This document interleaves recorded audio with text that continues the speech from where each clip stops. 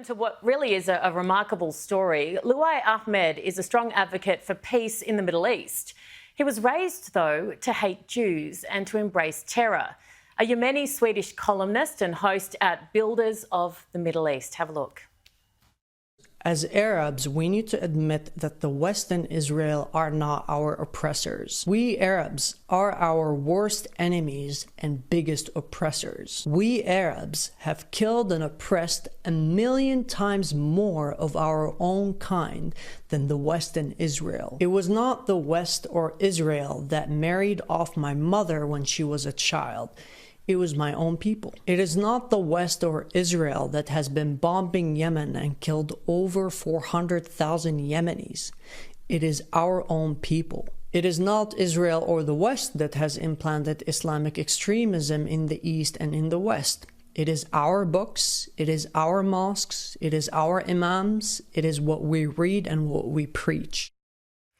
And I'm so pleased to say that he joins me now. Luai, thank you very, very much for your time. Your story is so powerful. I'd love to start with, what was a pivotal moment that changed your thinking? I think the pivotal moment for me into thinking like more liberally would be my mother. I grew up watching my mom fighting for her rights to, take off the hijab, for her rights not to get married off as a child. So just watching my mother fighting for women's rights in Yemen.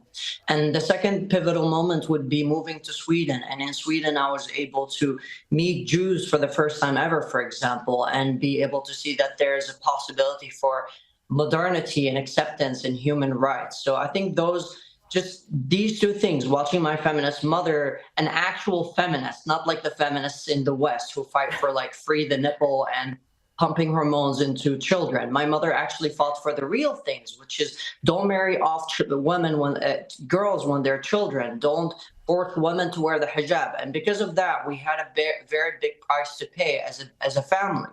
We've gotten death threats. They've attacked my family physically numerous times. So my mother was the inspirational muse that made me realize that my culture and my people need to change. You mentioned feminists in the West, and you are so right, because I have despaired watching so many of them not accept the sexual violence of October 7, in fact, deny it outright, and essentially advocate for Hamas. Have you been blown away by the reaction of so many in the West? To this very day, I am very speechless at how the left, most specifically the left, reacts to Islamic terrorism and Islamic terrorist groups. I mean, the liberals and progressives in the Arab world and in the Muslim world are really paying their blood just to speak up about the Islamic terrorists and Islamic conservatism. And we truly believe that the West would stand on our side, and the left in the West would stand on our side and say Islamic terrorism is not the answer. We need to be more progressive and liberal and accept human rights, gay rights, and women's rights. And I am shocked to the core to see that the left in Sweden and the US and many parts of the world are shaking hands with the Islamic terrorists that kill gay people, that kill women, that kill the people who are fighting for human rights in the Middle East and in the Arab world. So it is devastating to find out that the left is not our ally. The left has really joined forces with the people who are trying to eliminate us and take away our rights.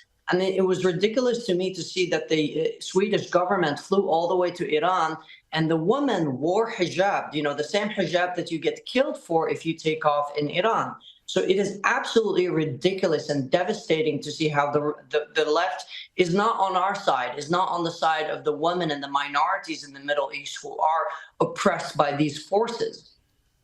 Tell me what the solution is, and this is the million, billion, zillion dollar question, but how do we fix this long, awful problem? Can we?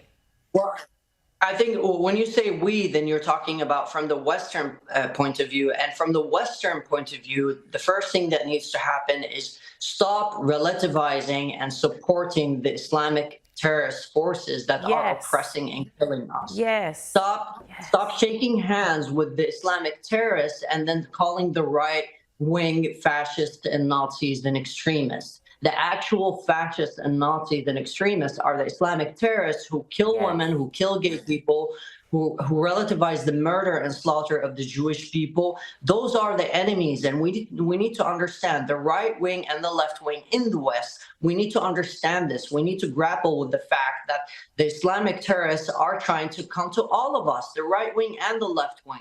It doesn't matter in their eyes. We see how in Israel they slaughtered the Muslims and they slaughtered the Jews. They don't care about who they slaughter as long as they slaughter the people who stand against them.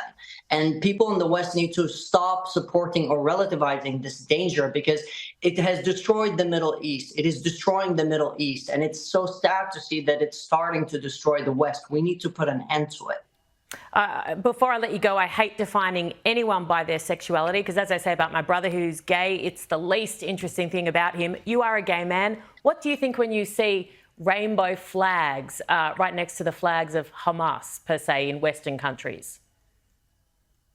It makes me want to cry, because I fled Yemen because of Islamic terrorism that wants to kill me because of my sexual identity.